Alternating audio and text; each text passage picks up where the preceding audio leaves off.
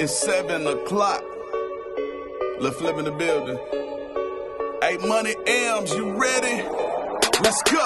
Welcome to Elm Street, the hottest podcast. And all that cash in Money Elms pockets, it look like thigh pads. He talking trending topics, he ain't no carbon copy. We talking sports, music, and fashion and other options to get us out the hood and keep that paper coming. And I smoke homes, not backwoods, I'm about to blaze an onion. These rappers flexing on the gram and they got fake cheddar. This intro was provided to you by Flip Mayweather. That right. Yeety, yeety. Money Elms, what's up? Yeah. Lil' Flip in the building. Screwed up clip.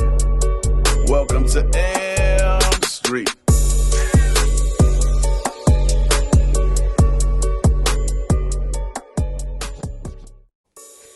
Yo, what's up? Welcome to Elm Street. I'm your boy, your host, Money Elms. What is going on, Dallas?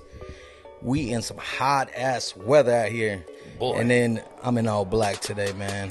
Shit. You can't go wrong with black, cuz. I don't know, like that's, ever. Like I told my it wife, don't man, matter. that's my feng shui, Yeah, no, for sure. If you're ever like having an issue like what to put on or what to like, oh, I can't figure out what I want to wear, like you can't ever go wrong with all black. You just Black always works, right? it does. Hey, yeah, well, let me go ahead and introduce my guest co-host today, man. We got the one and only J-Kruz. Hey, que lo que? What it do? Orale way. Ah, hell yeah. We cruising, you know. Mr. K104, formerly Mr. 97.9, Mr. TV with the CW for the past 8-9 years. I'm bragging a little bit, but isn't this what this is about, Yes, right? sir. Yes, sir. Let you know what's going on. So yeah, Mr. TV, Mr. Radio in the building. I'm on Elm Street, baby. Hell yeah, man. I appreciate the love. Thank you for coming through, man. Absolutely. I appreciate you reaching out to me, inviting me through, and we worked it out. Yeah, of course, man. I gotta have, everybody in D-Town who doing major things I was out on here. your page. I see that. We gotta, we gotta tell the story, Right. I gotta tell people, hey, we'll start out here in Dallas, then we'll branch out. For sure. We'll Yeah, see no, where it I goes. went on your page. I was looking. I was like, all right, good interviews. He's consistent. A lot of big names on there. So I'm impressed. Shout out to the engineer. He drippy too. I see he got all the equipment right, looking right, We sounding got right. Jordan right there on the board, man. What's good? It looks good. Cause I guest appear on a lot of podcasts, and you could tell the ones that take themselves a little more serious than others. Not that I'm knocking anybody. I'm just saying Yes, you could, sir. there's different levels to this. Yeah. So yeah, man, we got a good show. We're gonna touch on some trending topics, and then we're gonna go ahead and, of course, get into your story. We're gonna go all through your whole story, from your background to where you're from and everything, man. We're gonna touch it, touch it all, man. Yeah, already. So, but man, how about this heat, man? This heat wave. Well, yeah, it's hot, and I get up early, like at 3 o'clock every day, right? Because I'm out the house by like 3:30 every day, pretty much. And even at 3 o'clock in the morning, because where you would think it would be a little cooler, like wake up, it'd be hot, bro. Even at 3:30 in the morning, it'd be hot. Now the studio, it'd be cold. It's cold, so I bring a hoodie, and sometimes I'll wear a hoodie or I bring a jacket with me. Mm-hmm. But man, it is a scorcher out there. You in line, man. We ain't had heat like this in about 10 years. Yeah. We're hitting Like triple records, digits. right? Yeah. Oh, yeah, for sure. So, and then the next couple days, it's going to be a hot one. So It's make a sure lot you of- drink a lot of water. Get For get your sure. H2O ready. Yeah, we've been going to the pools a lot, me and the fam. Like we just like the rec center pools and shit like that. Cause you just gotta stay cool out here, man. Could you imagine and then some people with the blackout show, like they were losing power. Yo, could you imagine losing power in this heat right now? Cause Nah, I don't what would you do? Man, I would have to go to somebody's house. I'm taking a shower. Or a hotel. For 8 hours. A hotel. Yeah. You got to do something because that's crazy. I mean, it's too hot. Yeah, it's too hot not to have AC or just a fan because my girl brought it up. She was like, oh, my God, some people lost power. And I was thinking, I'm laying in bed with 2 fans on and the AC in the house is on, right? Oh, yeah. And I'm thinking to myself, could you imagine if all this shit just turned off? Like right now, everything just turned off, cuz. What? Like, what you gonna do? Yeah. That should be crazy. I mean, yeah, it is crazy because, I mean, Let me knock on wood. Watch us lose power tonight. hey, just the other day, down the street from my house, the Walmart, and there was I forgot, it was like 2 blocks that lost power. The whole Walmart. Yeah. So I walk into Walmart, they're on generators. Oof. I was like, man, are you serious? Everything in the frozen section gone. Yeah, all that shit's gone. Oh, yeah. And I was like already having grid problems. I was like, man. I know. I got in an argument with somebody the other day. They were like, yeah, you know, Texas. They was talking shit. Like, right, you know, like, yeah, we the shit. Texas, we got our own grid. I was like, yeah, I see that. You're over here bragging about your own grid, which I could see their benefits to having your own grid, right? Okay. You got your own one from the rest of the nation. Like, you can do whatever you want. Okay, I get it. But all these badass stories about power, losing people, dying, shit, oh, you know what I'm saying? Like, oh, the grid. Yeah, what about it? That shit is fucking up. Hell yeah. And just imagine, we're not even summer yet. And we're already having problems. Yo, I know, man. Oof, I didn't even Man, let God be with us, and hopefully we... we're going to cook out here. Oh, yeah. Next thing you know, we're going to be barbecuing on the hood of the car. For sure. No, it's hot. It's definitely hot out here, bro. But other than this heat that's going up, how about this fucking gas? This gas is crazy. Oh, my God, bro. I don't think we ever... Well, at least out here in Texas, we have never seen $4.85. Nah, I don't think the nation averages $5, like, you know, so like I don't think I've ever seen it in my lifetime. Gas being this expensive. I mean, we're paying double than what we were paying before. Years. Yeah, like $2.50, $1.47 sometimes, you know what I mean? Like, nah, this is crazy. Like, it's, you know, I find myself like not taking any extra trips if I don't have to. You know what I'm saying? And like planning my day. Like, okay, so if I got to go 3 places, I'm looking at GPS, like what the best route is. And I'm trying to plan everything so on the way home, I can knock everything out. Because I'm not trying to come back, you know, you got to like, you got to strategically navigate. Yes, very well said. Strategically navigate to try to accommodate to your fucking money. Because like, $50, $60, $70 to fill up a tank where it used to be $30, $35. That's crazy. Oh yeah, and just imagine, I just started thinking, well, I'm good economically, but I'm looking at other people that might not be. Yeah, for sure. And they live paycheck to paycheck. And now they got to spend double the amount of money just to fill up the tank, just to make it to work. For sure, bro. I was just thinking about that the other day. It's like, it's almost not even worth coming out here to work. Yeah, no, for like, it isn't for a lot of people because depending on how much they make and what you're spending on gas, it really isn't. That's like, it reminds me of like daycare. Like I've talked to, like I know sometimes people say daycare is so expensive, it's better to just stay at home and watch the kids than to try to have this second job because the second job can't even cover daycare. You know what I mean? So that's how gas is right now. It's like for some people, like there's no point to even have that job or that second job because it's costing you too much to get there, which is nuts. And yes, right now I'm in a position in my life where I'm blessed, but yes, like, you know, that shit could change overnight. Let's not, you know. Right. Knock on some wood. Yeah.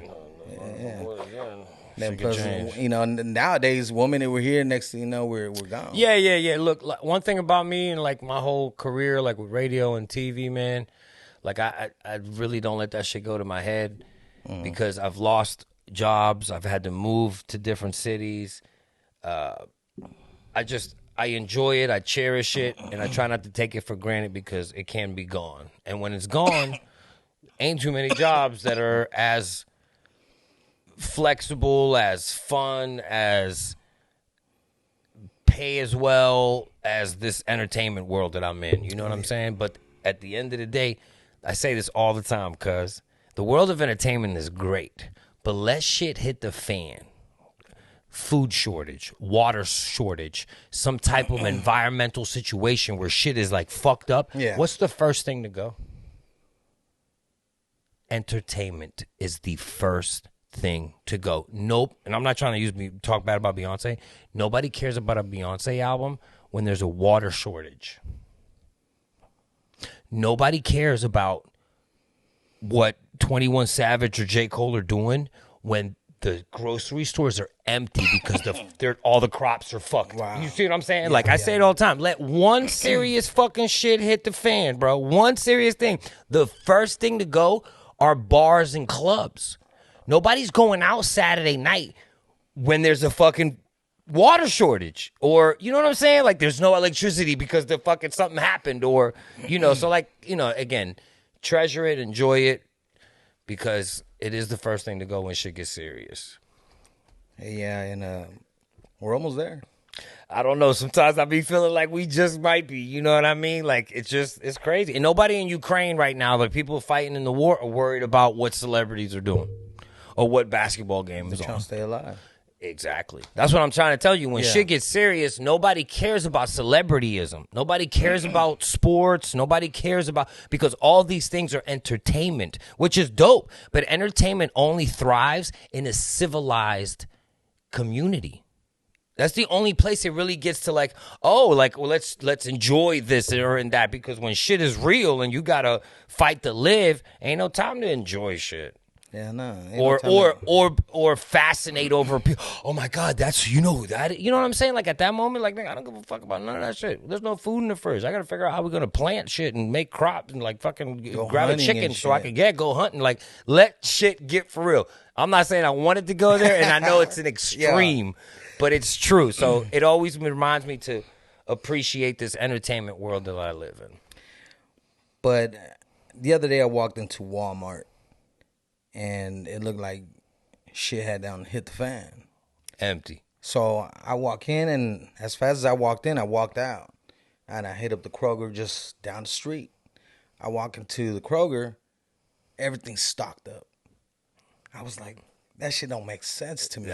That kind of doesn't make sense. How do I go into Walmart and shelves are empty and they're just looking depressing in there, because I feel like I'm in one of those old school stores that you walk in the middle of nowhere and they got one like item on the shelf. One ketchup bottle and a bag of sugar over here, and that's it. Yeah, exactly. That's what it reminded me of. Yeah. Then I walk into the Kroger and they have a food oasis.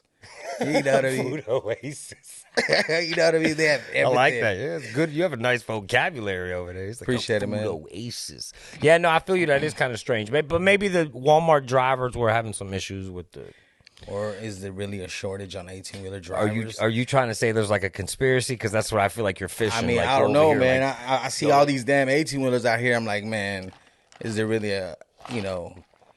That's what of the drivers? news has been saying, that there is a shortage. I mean, I don't know. I've always, I had Gemini here not too long ago, and he talked about conspiracies. You know what? And listen, I swear to God, me and Didi in the morning, right? Didi loves conspiracies. We talk about the moon being fake, about us never landing on it. We talk about flat earth. We talk about lizard people, grays, aliens. Yeah, everything. Like, I enjoy all that shit. I do. I actually do. I enjoy it. I indulge. I'll talk about it. I'll watch it on YouTube for hours. I'll be like, ooh, what's this? Ooh, that, what? The world, we're in reverse? Oh, what? There's a black, all that shit. But at the end of the day, I only argue it to a certain degree because you can't prove any of it, right? So there's no point. Like some people get really emotional about this flat Earth shit. Like they believe the world is flat, right?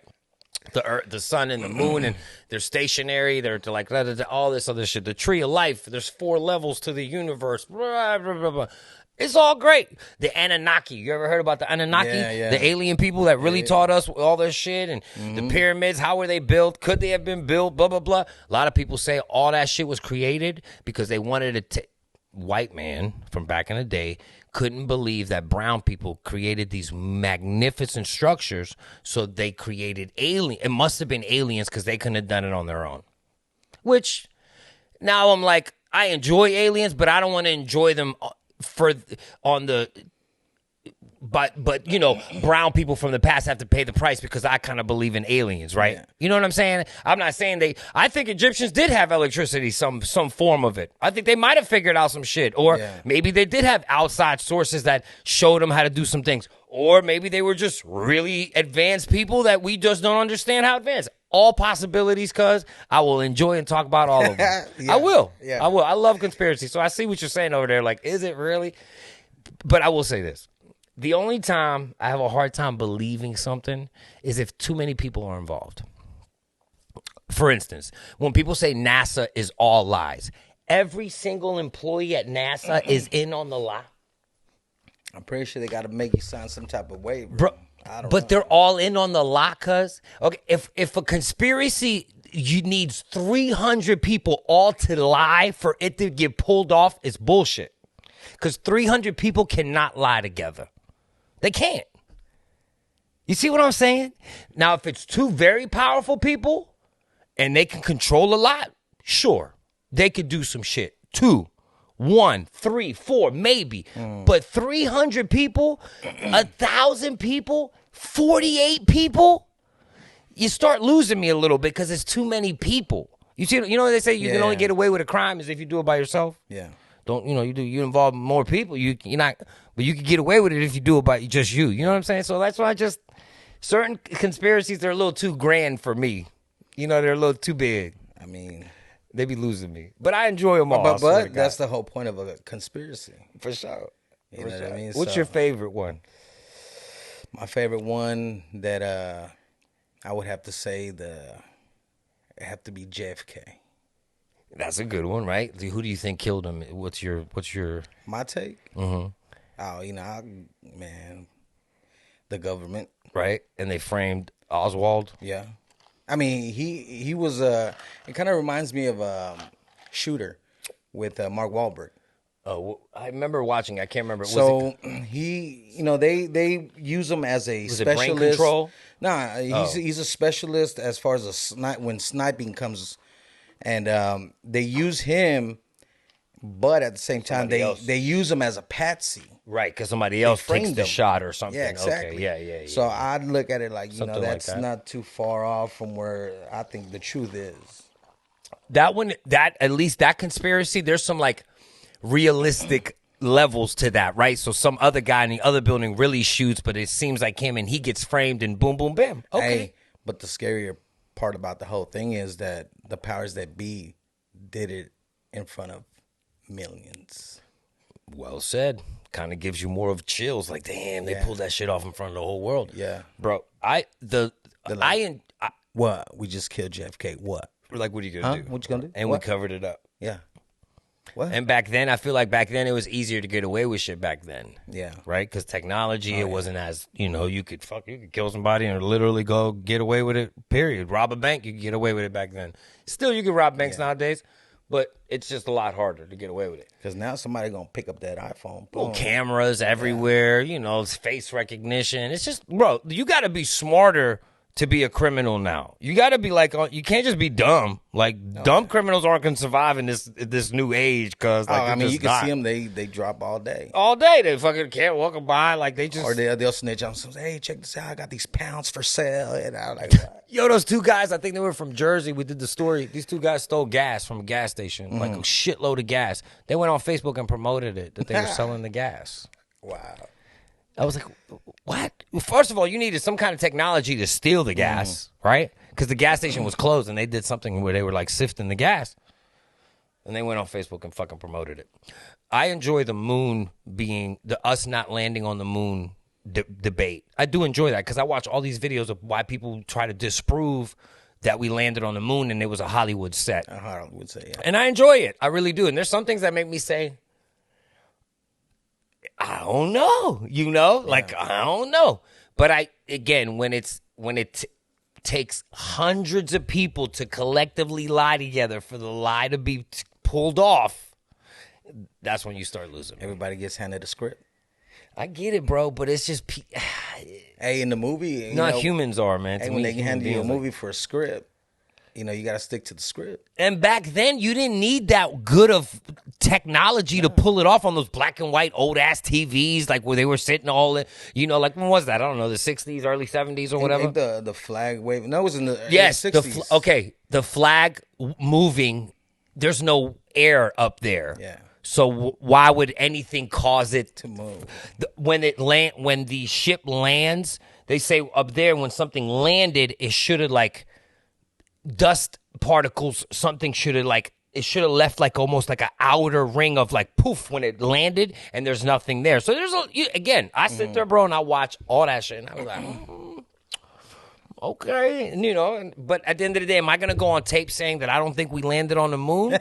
Not necessarily. I'm not. Not because somebody put in time to disprove it to a certain degree. Because there's no fact. There's no like raw evidence. I'll put it like that. There's no raw evidence that it was faked. Yeah. Like, I believe in aliens. You believe in aliens? Have you seen all these sightings we've been having, bro? The government officially saying that they can't explain what they be seeing sometimes? I've seen some crazy shit. Over there in my backyard of my mom's house. You had a sighting? Dude, I would What'd always, you see, cuz? Look, I would always tell my little cousin, because my little cousin would come over back in the day, and we would have some sessions in the backyard. And then I don't know if it was just I don't know if you can even want to call it a portal of something, dude, because all kinds of weird shit will always happen. And is it a coincidence that it would just always happen there? I've seen. Where is it again? Where did you say it was? In Garland. In Garland. So look, one time I seen some crazy ass shit. It was like a blue-green light. It was traveling. Looked like one. Then that bitch became four. And like slowly, just four objects appeared from one. Then somebody's like, are you playing with me right now? Nah, I'm being real, bro. This is real. Hey, I be looking in the stars all the time in the sky, just hoping that I see some shit like that. So then out of nowhere, from those four, two just take off. And I'm like, what the fuck? I was like, this is some good shit, bro. It ain't that good. This shit out, boy. What the fuck am I smoking? Okay, another time. This one tripped me out because I'm going down George Bush. You have another story? I got another story. So I'm heading down George Bush 190. Like I'm heading, I guess would be west. And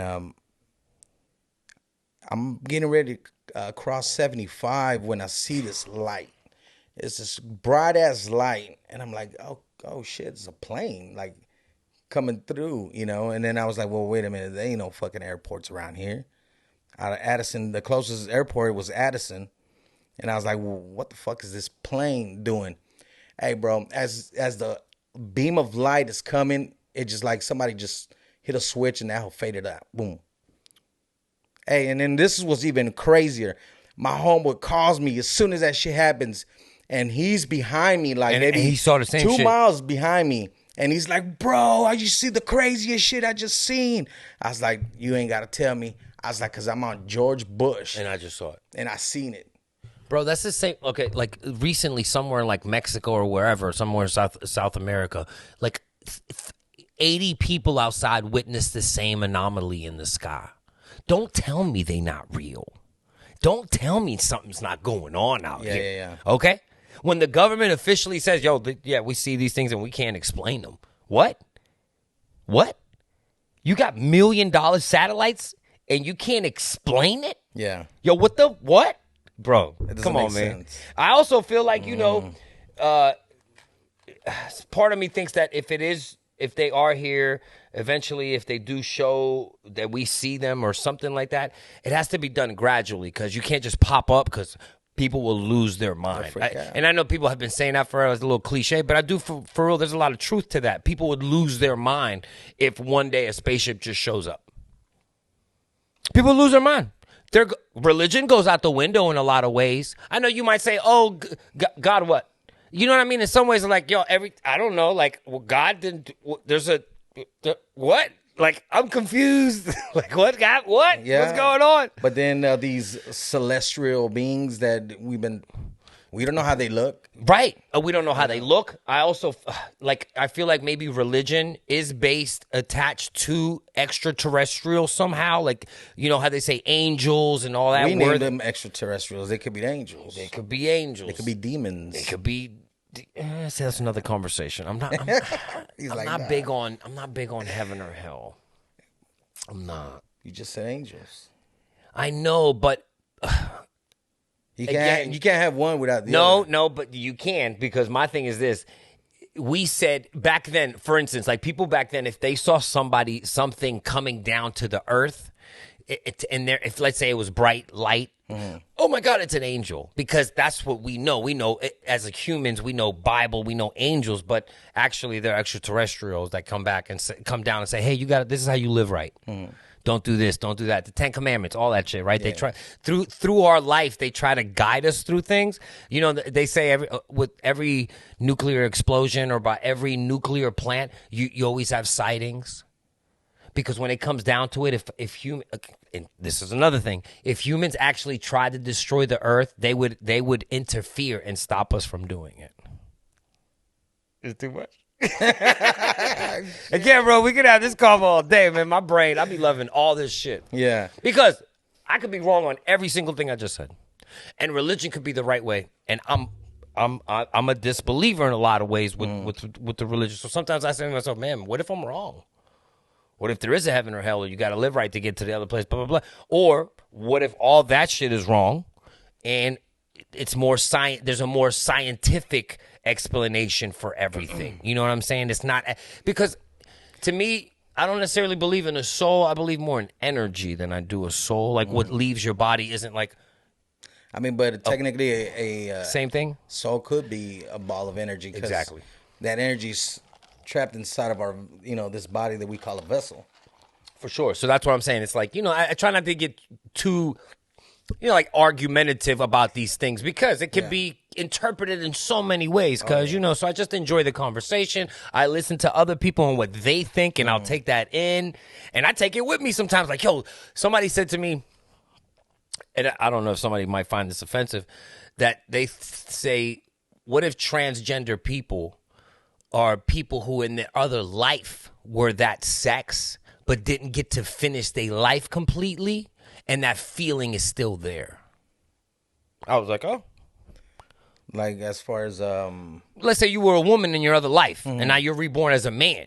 But reincarnation. Right, reincarnation. Or something happened to you in that past life where that woman in you is still like, I don't know. And that's why they are like, like sometimes transgender people feel like a different sex. Maybe that and I just thought that was a cool concept. I was like, oh, I never thought of that. What if that is what's going on? I don't know.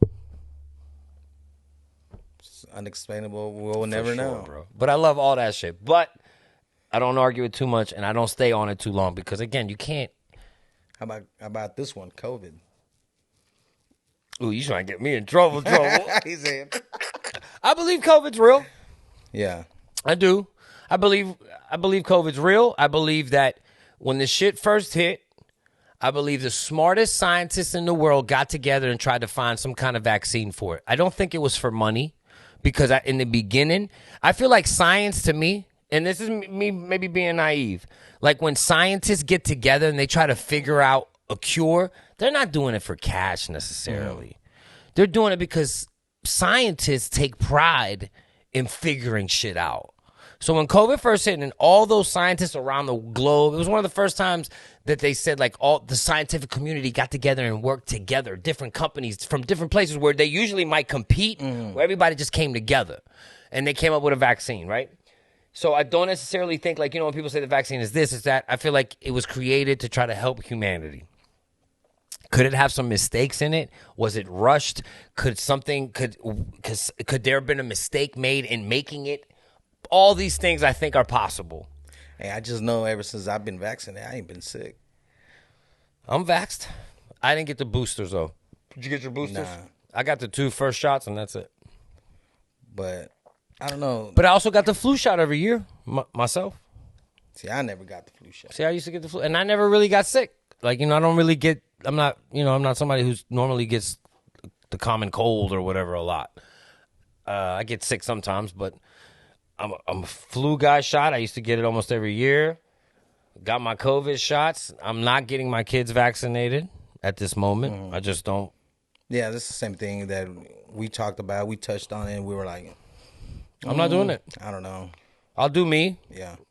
I'm used to smoke cigarettes, all that shit, whatever. I don't feel like they created this vaccine to take over our souls or our bodies or some kind of human changing our DNA or all that.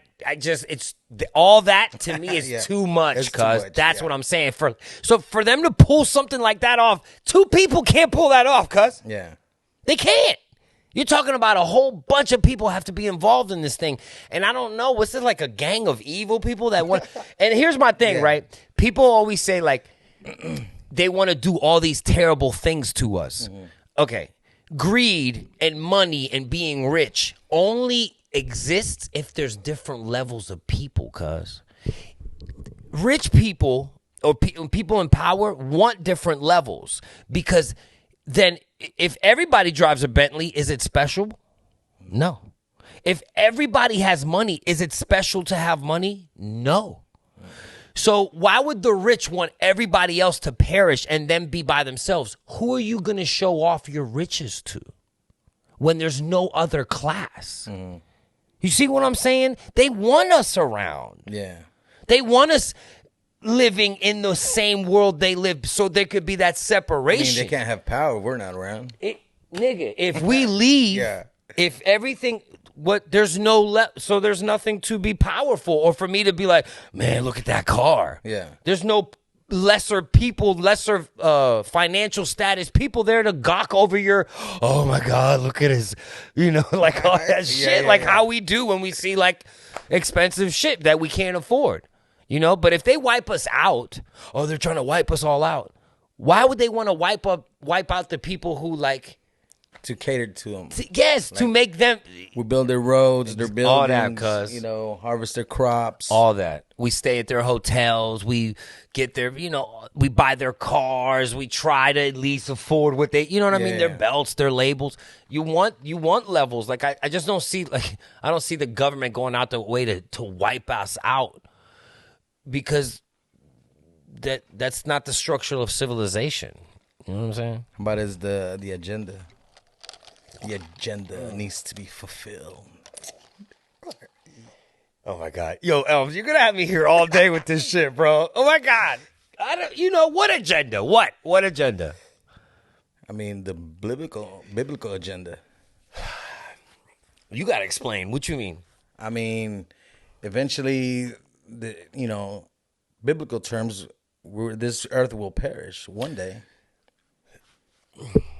Okay, I read a survey or a thing once, an article that said like 80% of people believe that the Armageddon or the coming of Christ will happen in their lifetime. But people have been believing this for the past 50, 60, 70 years. So every generation of people think, it's going to happen during my lifetime, or I'm not really into that. I'm not. I just don't think oh God, I just don't think the next coming of Christ is coming, cuz I don't think this whole where souls rapture, that's not how the world works to me. It just doesn't. People die when an earthquake strikes a country and it kills thousands of people. That's just life. You see what I'm saying? Yeah. Like innocent people die in that. Bad people die in that. Children die. But the earthquake doesn't care. The earthquake doesn't, I'm going out of my way to kill this poverty area or this. No, it just strikes. Tornadoes just strike. Natural disasters just strike. Bad things happen, right?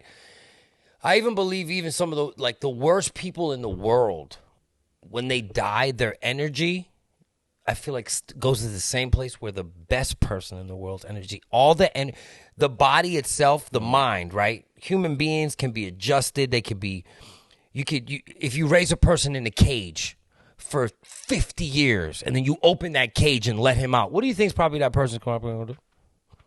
He's going to be crazy. He or she's going to be cuckoo for Cocoa Puffs. You let him out that cage. They might eat somebody. Yeah. Okay? Because humans can be manipulated. Trauma can fuck your brain. Yeah. But your energy is still pure. That's what I feel like. Energy is like electricity. You could do bad things with the energy that you're given with the body. Yeah. But the energy itself isn't tainted.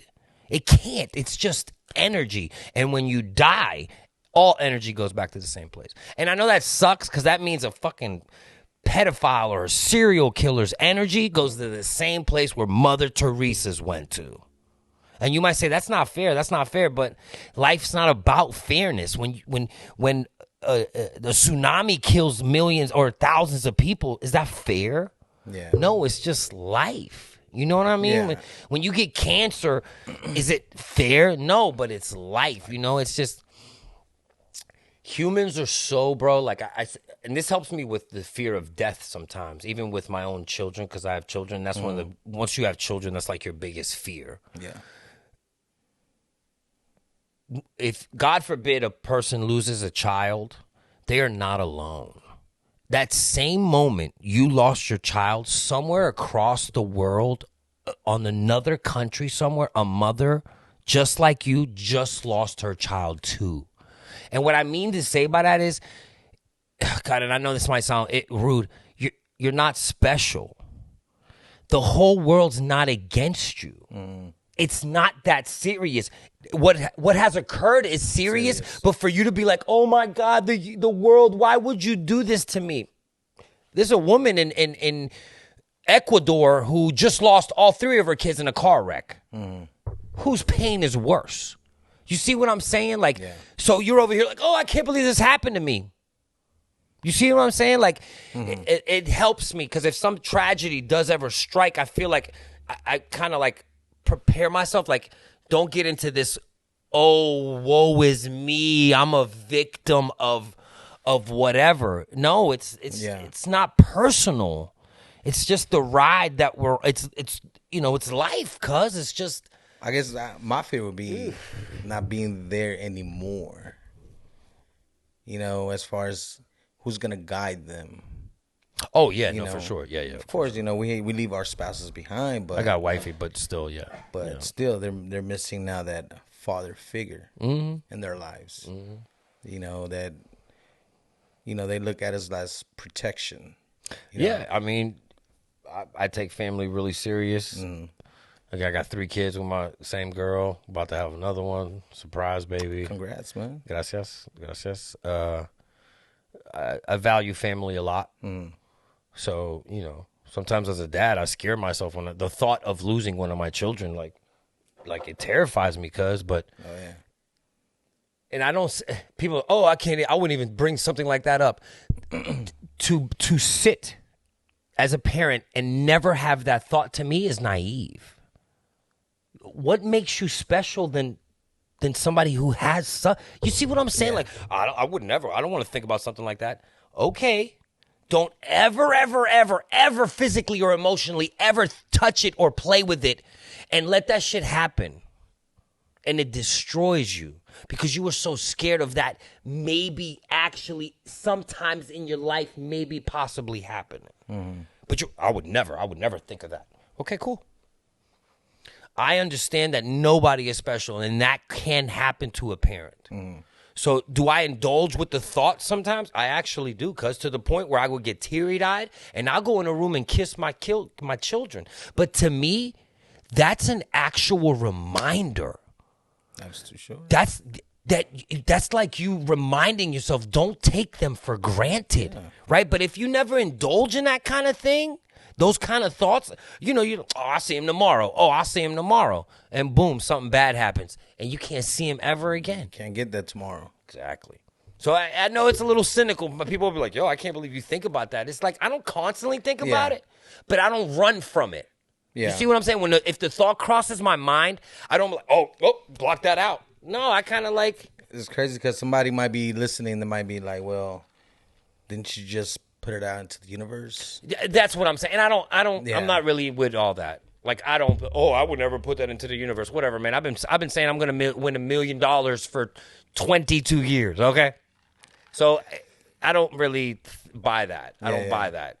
To actually say, hey, man, bad shit happens, and what would I feel like if this happened, to me is more healthy than to say, I don't ever want to think about that. I mean, because in a way, it's like you thinking about it, preparation or... It prepares... Better safe than sorry. It just puts you in a position where you got to understand, like, this is possible. Like, what are we fucking talking about here? Like, this is life. The more kids you have, the more chance of you One of them going before you is very like, what do we? You know what I'm saying? And to say no is naive to me. Like, it's just overly naive. Like, what makes you special? No, that can't happen to me. Okay, cool. We're all here we're born, and we all go the same way. Right. We got to die. Right, for sure. And I got, Nobody's promised tomorrow. No, not at all. And that's like, again, me indulging and thinking about stuff like that to me is like a raw reality and a reminder to and cherish what I have. You know what I'm saying? It kind of goes back to the whole with my job and entertainment. I'm very grounded. I stay down to earth because I don't let the shit get in my head. I know what's important. Family's important to me. My dad died at a young age. Like, I have a strong foundation and a moral, I don't know, like a guideline that I kind of try to live by. You think maybe losing your pops at an early age? Yeah, it kind of did. Yeah. I want to, be there for my kids. Like, he couldn't be there for me, So that definitely had an influence with me. Yeah. Like when my girl got pregnant, I wasn't necessarily ready. I didn't want that situation, but once it happened, it happened. I was like, that's it. I'm gonna step up because I want the whole family thing, and we just kept it together. We're not married, but we've been together almost 18 years. 3 kids, another one on the way. They all got my last name, and we are not married. Yeah, that's what's up, man. But when I moved here for the job, I brought her with me. I didn't leave her by. You know what I'm saying? I didn't just come up here by myself and be like, all right, I'll see y'all in a little bit in Pittsburgh. I'm going to go out to Dallas and wow out, being a radio guy. Like, what? I would have came down here single, bro. I would have, you know what I'm saying? Like, what? But I knew I had to bring them with me because I was like, if I come out here by myself, I'm just going to wild out of control. Yeah. But if I have wifey and the kids, and I call her wifey, but if I have wifey and the kids with me, I have, you have a foundation. You have something to hold you down. Like, where even if you wilding out a little bit, you got that family to, yes. Yeah, bro. Kind of brings you back. Exactly. Keeps you in check. Mm-hmm. It helps because sometimes that's all we need. Sometimes is like a kid or two or a family to help calm us down and give us focus and foundation. Yeah. Not everyone, but for some people, it really can help them, bro. No, I feel it because sometimes I just want to go on 5th gear and then I'm like, whoa. Just slow it down, man. Because you got to make it home. You got people to see, mouths to feed, the whole nine. Oh, yeah. So, Jay, man, we're going to start it off, man, and just let's go to the beginning, man. So where you originally from? So originally, Queens, Astoria, New York City. That's where I was born, me and my sister. My dad was Greek. My mom's Dominican.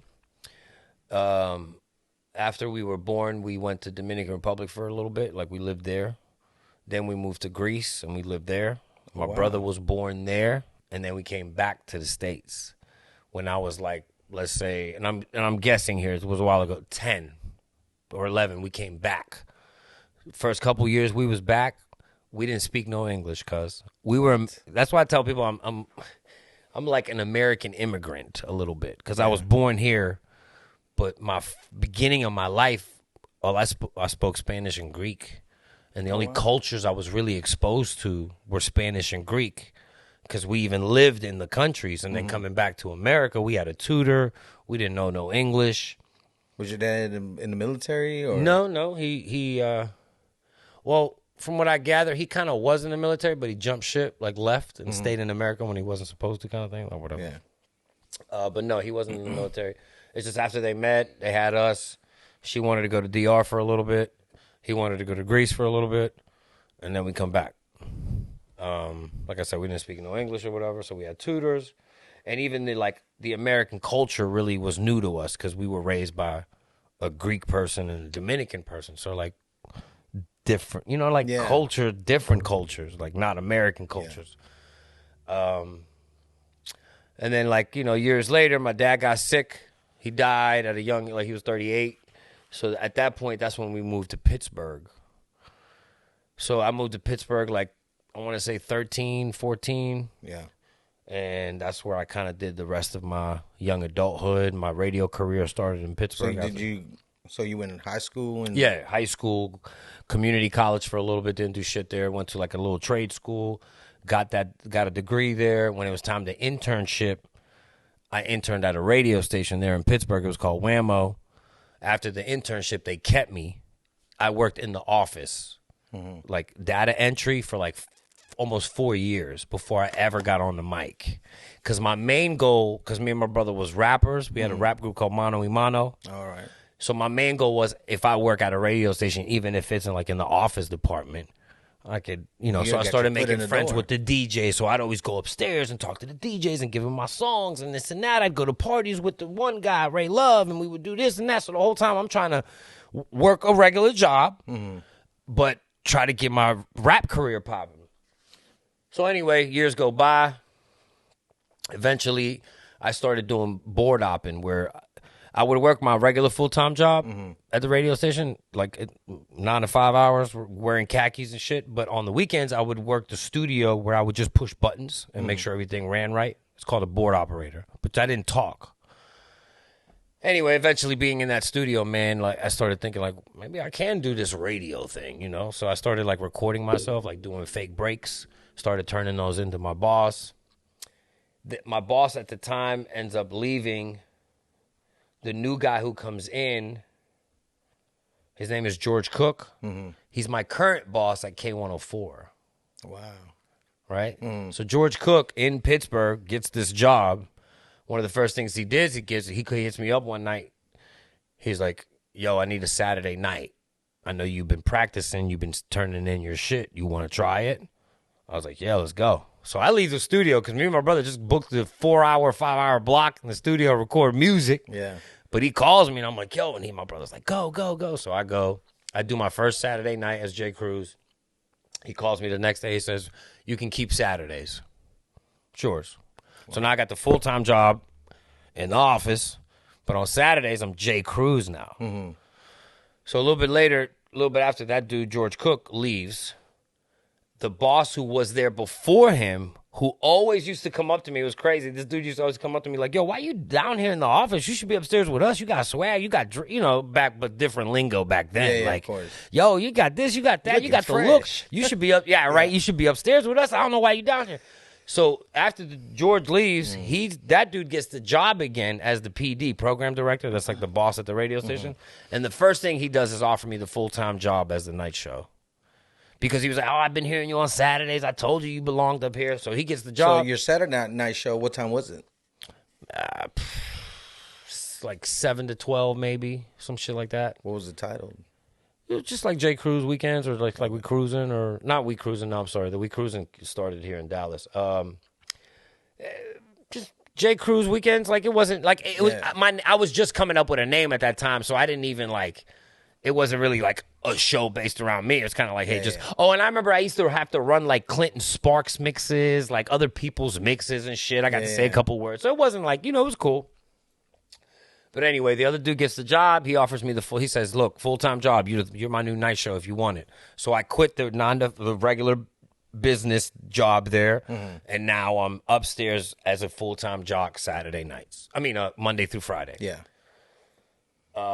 I ended up doing that for like 5 years. My first 3-4 years, I was like #1 in the city, like rated, the whole nine. It was wonderful. Life was great. I was making money. I'm getting ready to buy a house, a car, this and that.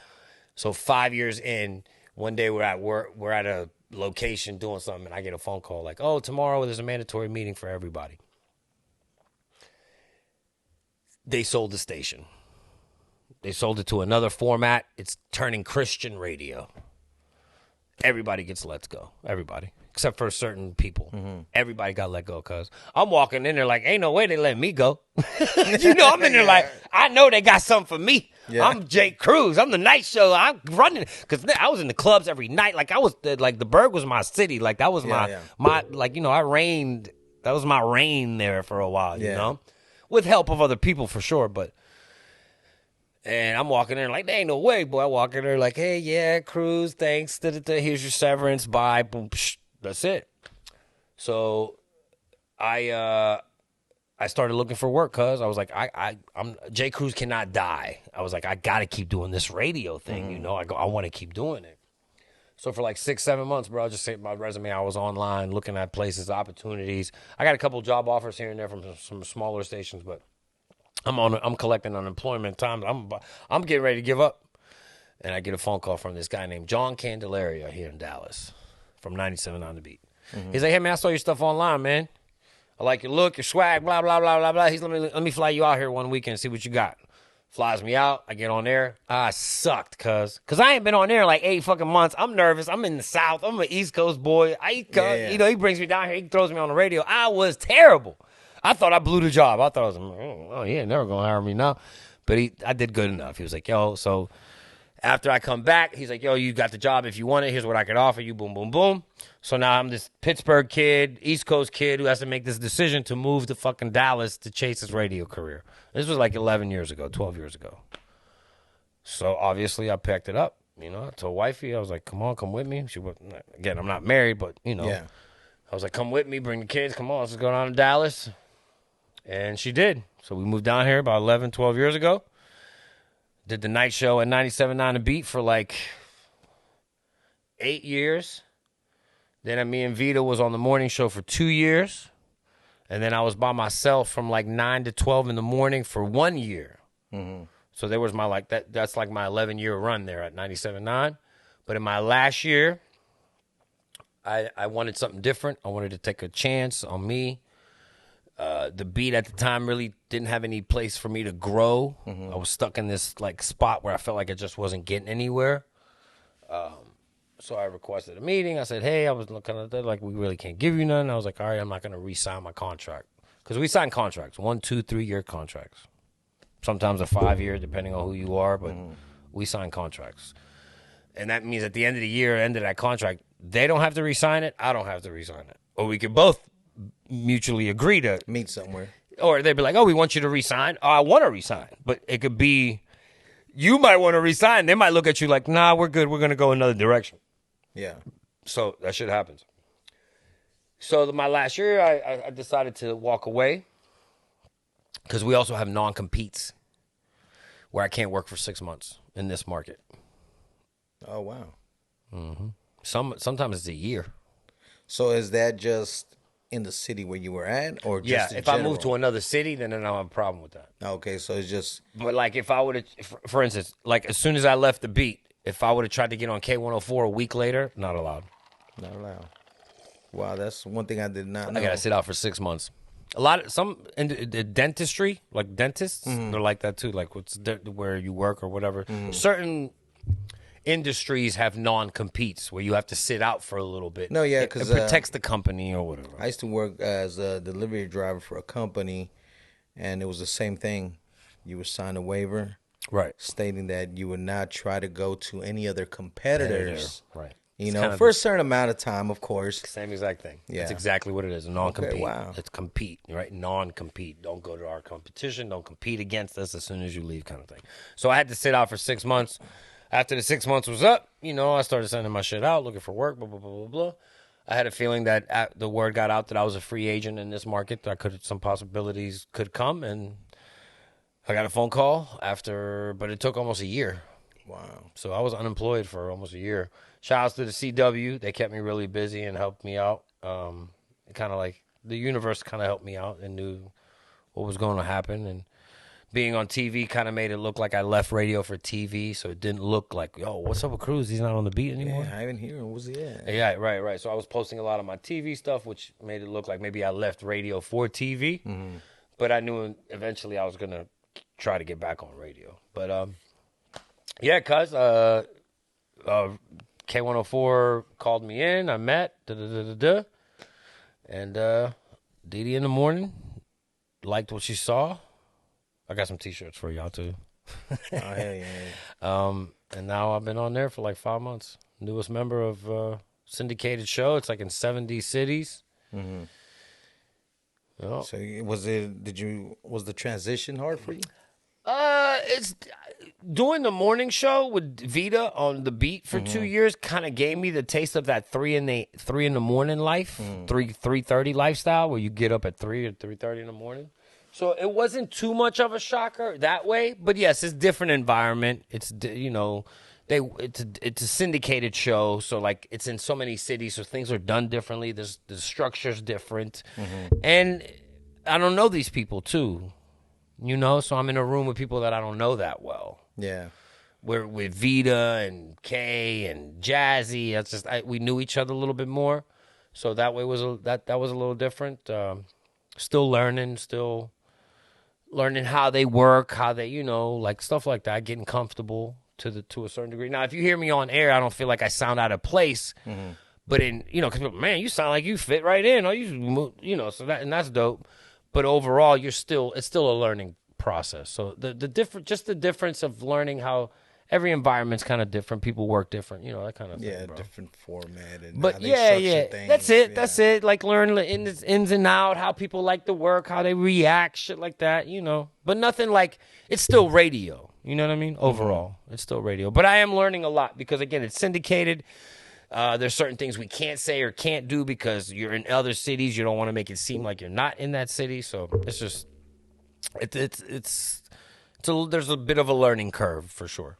Yeah. Yeah. So they're a lot bigger than 97.9. Or they're about the same. I don't want to say like they're different because K104 is independently owned.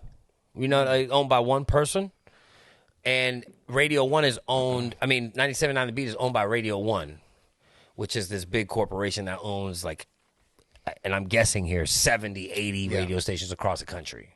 So you're talking about this really corporate beast that owns a whole lot of stations, and then you're talking about this almost like a mom and pops that's owned by one person. So they have a little more freedom where they can kind of just do things the way they want to, where here it's more corporate tape, like red tape that you got to get through. It's got to go through certain, it's like it's more corporate. So K104 has been here longer. They're a heritage station. They have that kind of thing going. But to a 20-year-old, there's no difference between the two because he doesn't know that K104 has been. He might, but to like the younger generation doesn't. Oh, K104 has been here for 50, 60 years. They don't give a fuck. Yeah, it's like the. I definitely listen to K104. You do see. Growing up, I listen to it like all the time though. See what I'm saying? So there's that because they've been here longer, so they have that edge. Oh, we've been here 50, 60 years. The beat's a little newer, but overall, who's bigger? I think it's an opinion thing too. Yeah. You know what I mean? But as far as like ratings and like, I'll tell you this: it's more expensive to advertise on K104. More than it, yeah. Because they have higher ratings, I would think. That kind of thing. So it's again, it's business, bro. I'm not saying one's better than the other. I'm Team K104, obviously. You know what I'm saying? So, but I don't want to. It's a small community. Like we all, at the end of the day, like I one day might want to go back to Radio 1, or I might stay with. You know what I mean? So you don't burn bridges in this industry. You just do your job. If you got to leave correctly. Don't do, don't be a bad, don't leave bad stuff on your record where people won't hire you. You just don't burn bridges. Yeah, you don't burn bridges. Not in this industry, bro. You don't burn bridges. Yeah. So did I heard around the way that, did you start in the independent film recently? Well, I'm not in the film. That Texas Kill City film. I'm just hosting the red carpet. Oh, you're hosting and I'm helping host like the event itself. Yeah, but I'm not in the movie. I'm not in the movie. Because somebody was like, hey, I'm not sure, but I think Cruz is in the movie. No, I'm not. And I was like, sure? Because I could have swore I thought he was hosting the whole deal. Yeah, I'm hosting the red carpet type shit. Cat that he doing the deal. He's hosting like the party. I'm supposed to like do some hosting with him too. Jazzy Radio Chica from 97.9 The Beat's gonna be there too. He just reached out to me. The dude's doing really well for himself. He's done some pretty amazing things. He's got one of those YouTube plaques because of all the views he's gotten for his videos and shit. I do got love for acting. I love movies. I've taken some acting classes and shit. I've starred in some commercials. Not no major motion pictures, but I'm waiting. He's like, Hollywood, I'm waiting. Hollywood hit me up. Right, I do TV. I do CW, but it's different. Acting, I get to be J-Kruz on TV. That's not necessarily acting, but I do think I love movies, man. I'm a big movie fan, bro, and I love good acting. I love the art of acting. So, you got a favorite movie of all time, or what? I think that's a very unfair question. It's a ridiculous question. It's a ridiculous question. So do you just? It's just a ridiculous question. Infinity War is an amazing movie. I love superheroes, right? Yeah. So is Hereditary. You know what that is? That's a scary movie. You know what Yeah. that is? Oh my God, one of the best scary movies ever made. Oh my God, that movie's fucked up. I love it. Yo, it's so good. I love Man on Fire with Denzel. I love, I love movies, cuz so to say to me what's your favorite movie you don't all have time, one. to me it's a ridiculous question, because my favorite kind of movies are horror movies though. That's probably my favorite genre. I want you to try to scare me. But I love that. But you gotta have an all-time favorite horror movie, or just all of them the same. You love them all. Well, the same? no, it's just there's classics like The Exorcist, right? Which is a phenomenal I classic. can't watch that. I can't watch it. What about the scariest? You go on the things. Hereditary, I'm gonna put up there as one of my newer, like new age, because Hereditary scared you without a whole bunch of graphics. The Exorcist, bro. The Exorcist, I mean, classic. that did it for me, bro. that traumatized the hell out of me as a kid, right? bro. Traumatized the whole generation, cuz I was like, what the fuck? Just everything about that movie. And it's, they didn't use no special effects, no graphics. So that's what Used physical effects, right? Yeah. It wasn't no So special where it makes effects. it even more scary. And then the shit that went down behind the scenes. Yo, that's what I love about Hereditary. This new movie I keep bringing up. Because Hereditary, it doesn't use over the top. When scary movies use too much CGI, it's not scary. Yeah. I don't know if you guys remember this movie called Mama. Sounds familiar. It's about this dead woman, right? Who like plays with these children, but she's dead. The movie, there's a short film that inspired the motion picture. This short film, bro, like this. I don't know if it was like a French or Italian or Spanish. I think it might have been Spanish. A Spanish short film that I remember watching and thinking, oh my God, that was so scary and good. And then the movie was so like not the same because they used too much CGI. And the short film just used like music and then like the way the movie was shot to like scare you and get your skin crawling, right? And it didn't really show you a whole lot, but it gave you this sense of fear and just like, oh my God. Where the movie went over the top with CGI and special effects where it's not scary. Don't show me the monster. Don't show me the ghoul. Don't show me the spirit. Like, scare me without necessarily showing me it, and then it's scarier to me. You feel me? Yeah. Yeah, but Hereditary, oh my God, bro, so good. I'm gonna have to check it out. Candyman, I like the first one. Not the new one wasn't bad, but I'm talking about part one. The first Candyman, one of my favorites. I like Freddy Krueger movies. I'm not big on Jason and Michael Myers though. See, I like scary movies, but when they start becoming sci-fi, is that when they lose you? Yeah. Okay. They can't die type shit. They just keep coming back. That's why I enjoyed Freddy Krueger more, because he was more like a dream thing. Yeah. Where Jason and Michael Myers, Halloween, like, bro, you could hit these guys with a bazooka, and they keep coming back. Yeah. And then it was just like this guy just walks. You could be in a Ferrari doing 200 miles an hour. You pull over and he's right there. Yeah. I'm like, what? So I like more like supernatural horror. Like, I don't necessarily like the slasher. It's not really my thing. No, I like Saw movies. I like that. But I just don't like when the murderer is like a person, an actual person. Because to me, that's like real life. Yeah. That's like, I like more supernatural. I love devil shit. But I those action thrillers, like Yeah, they're good. I Don't get me wrong. Those mysteries, where there's a killer For sure. They gotta But again, to me, that's not horror, though. To me, it's not horror. That's like a thriller. That's like real life. Like a guy killing people is real. Manson was real. Dahmer was real. But to some people, that's horror, though. To some people, it is. I argue that it's not, because to me, horror is more like, I like supernatural horror. I'll put it like that. I was in L.A. when Richard Ramirez was running the streets.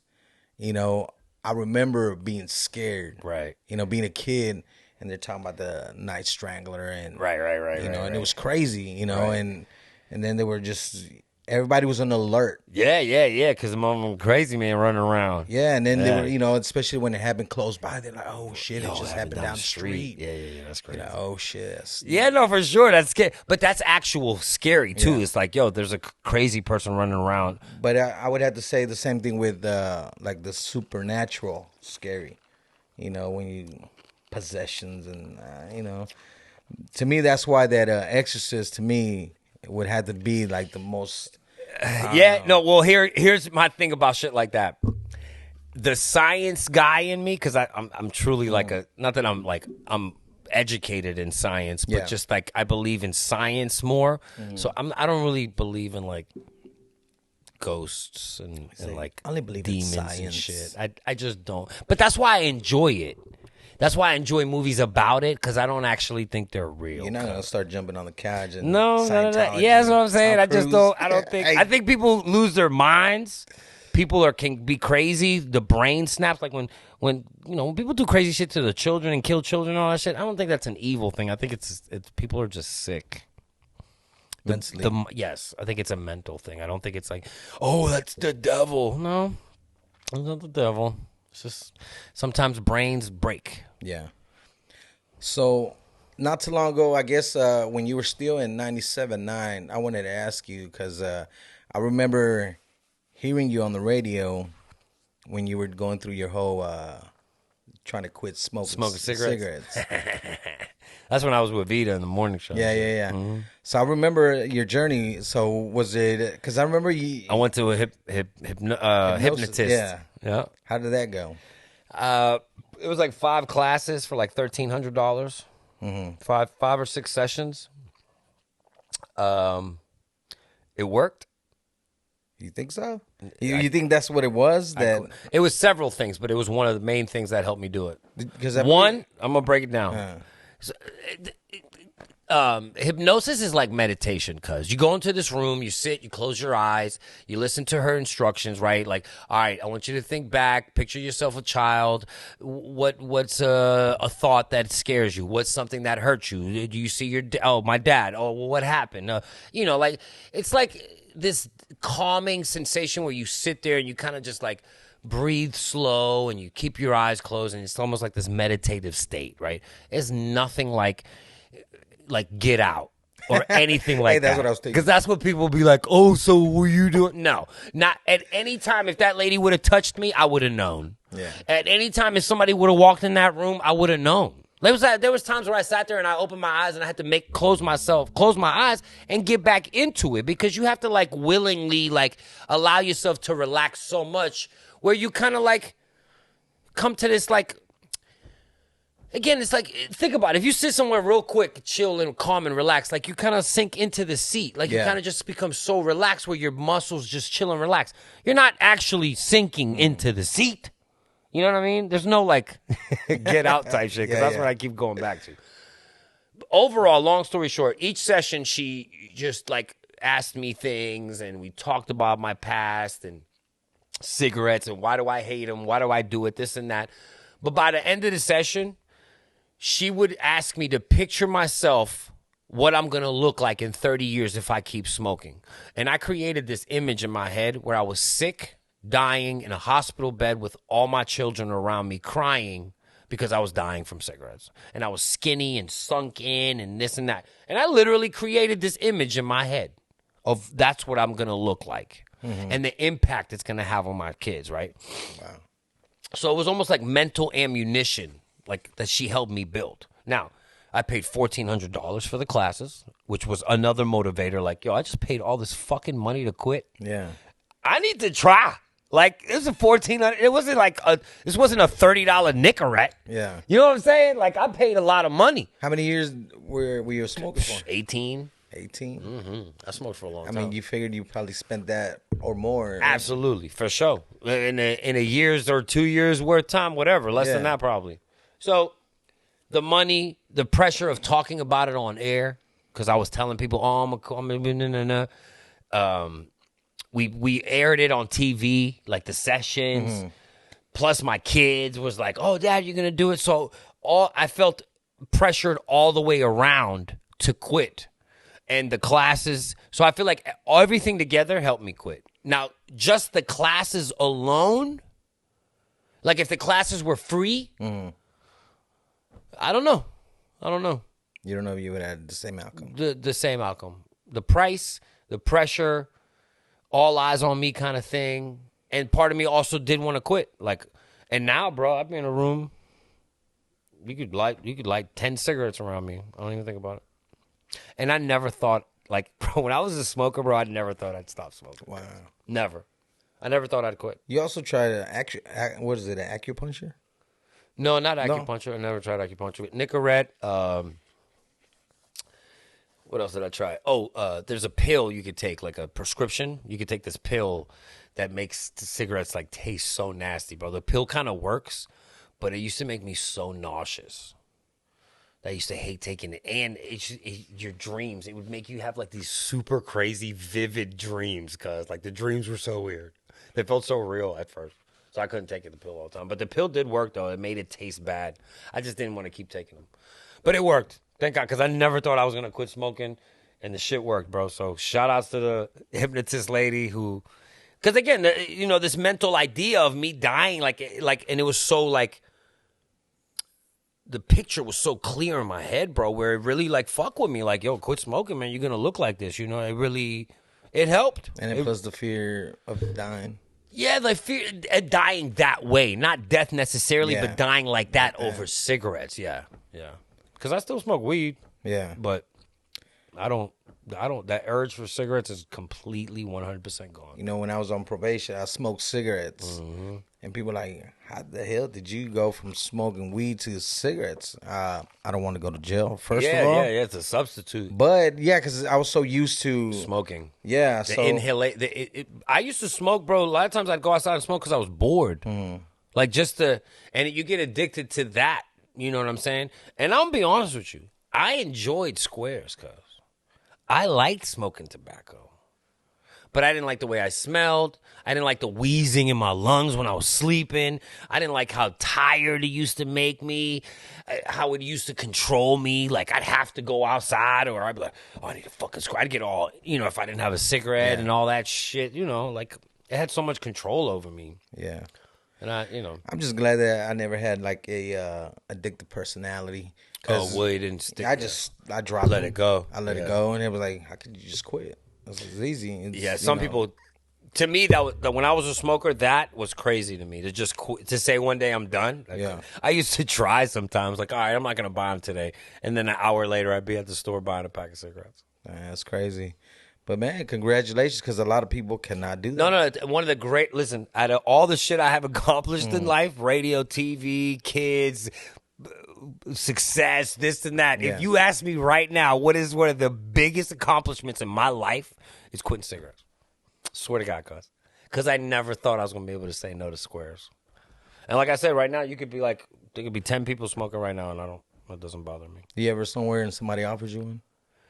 No, nobody. Like, you know, I don't. You know, and I remember like a year into it, I had hit one. And I always had this fear, like, man, if you hit it again, you're going to go back to them.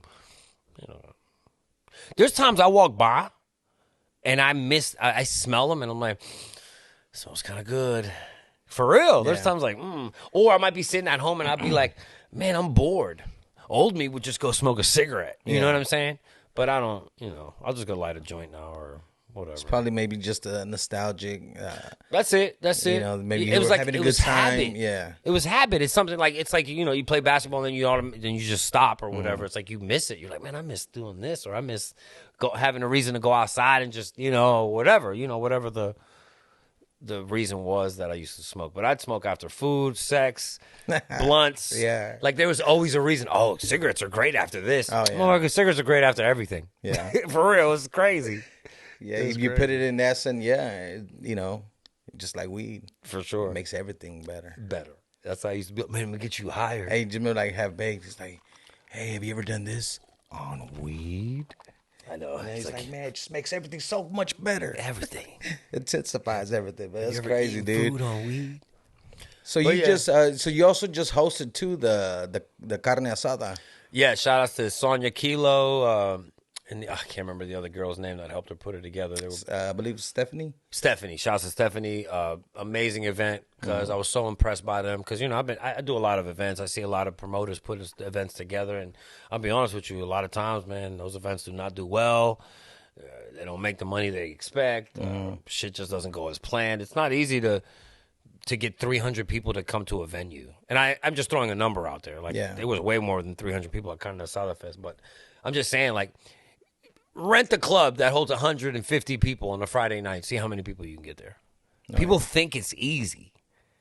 Being a promoter is one of the hardest fucking things in the world because you got to be on your grind too, and you got to have a team of people. You can't usually do it alone, and you can't be sitting at home just trying to think that using social media is gonna. Nah, you got to be out there living that life. You got to be in clubs. You got to, if you want to be a promoter, you got to be a promoter. You know, it's hard, but they put together an amazing event. They had vendors, they had the artists, the lineup.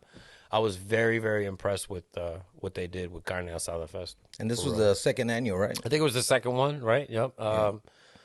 I just, again, it was wonderful. Just there was so many Latin people out there, a lot of Mexicanos. I mean, we had flags, we was Dominicans, Venezuelans, Ecuador, everything. It was just so many. Obviously, more Mexicans than anything. We're in Dallas, but it was just a whole Latin vibe, Latino music, the food, the culture. There was, there's kids out there like, how Latinos are. Bring the kids, our whole family's coming, right? Just go over there and sleep. It's all right. Sleep in the corner. You'll be all right. Duérmate. I come get you afterwards. Yeah. ¿Está bien? Okay. Estoy tomando, déjame.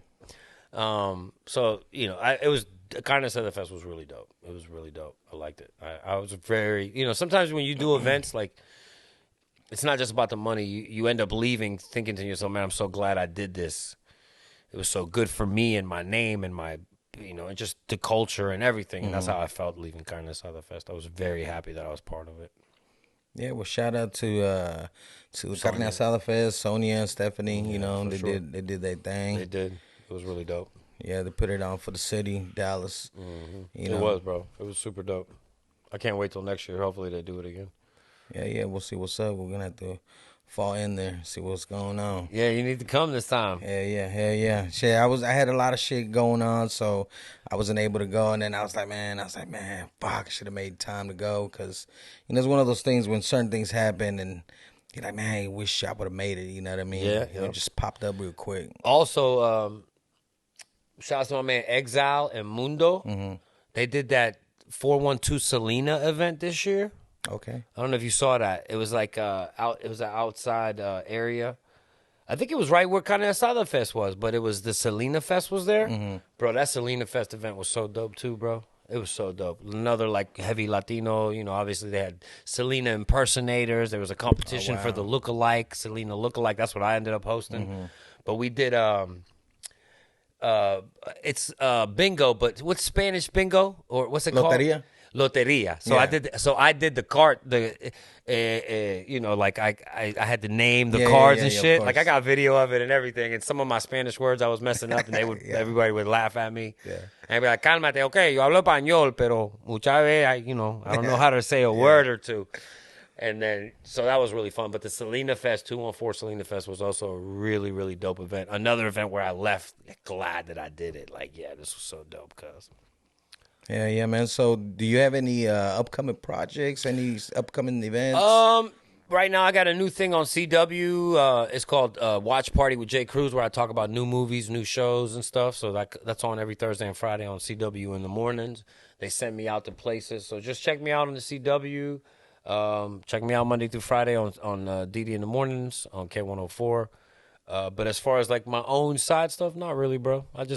I attach myself to other people's events. I am working on some stuff, but nothing's in the works right now where it's worth me bringing up. Like, but I got some stuff that I'm thinking about doing. But, sometimes you're like, man, Cruz, you should be doing this. You should be doing that. You should be doing this. And I'm like, man, I do enough, cuz. Like, I don't, like, sometimes I just want to chill. Yeah. For sure. Yeah. Plus, you got the family, so. That too, and I do my podcast here. I do the superhero podcast with my homies. Me and my neighbor are doing the Effing Around podcast. Shouts to Kodak. So, try to keep my hands busy here and there, but I also I got a family. I got boys. I'm coaching my son's basketball team. I play for the PSA League for basketball. So life isn't just about work with me. Hey, well, just let me know if any of them boys need some custom shoes, man. Absolutely, yeah. You know, You got the 'cause, custom I sneakers. get down with So them what it is, I buy a shoe, I give it to you, you customize it? Yes, sir. Okay. I'll turn them into walking pieces of art. So like some We Cruising J's or something. Hey, whatever vision you have in mind, I'll bring to life. Hey, all right, You know talking what I mean? that shit. I see you over So, there, L. hell yeah, man. So, you got any shout outs? Shout outs to you.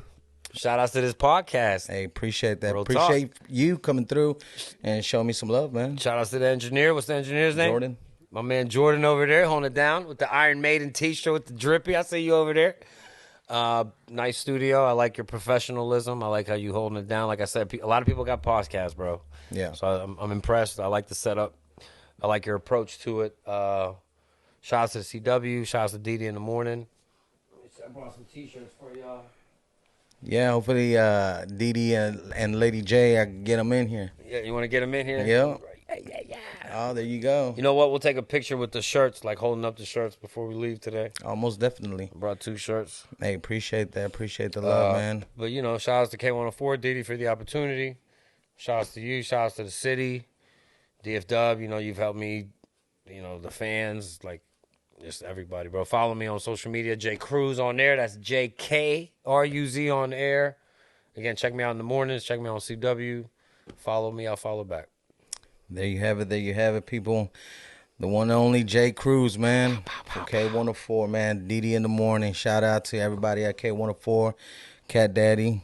You know what's up, man? Hell yeah, man. And, man, just shout out to everybody, all the listeners. You know, everybody, you know, all the followers keep growing, subscribers, everything. I appreciate the love, you know, and like I said, keep your ears to the street, and I'll catch you on the block. It's your boy, Money Elms. Peace. SourKidsProductions.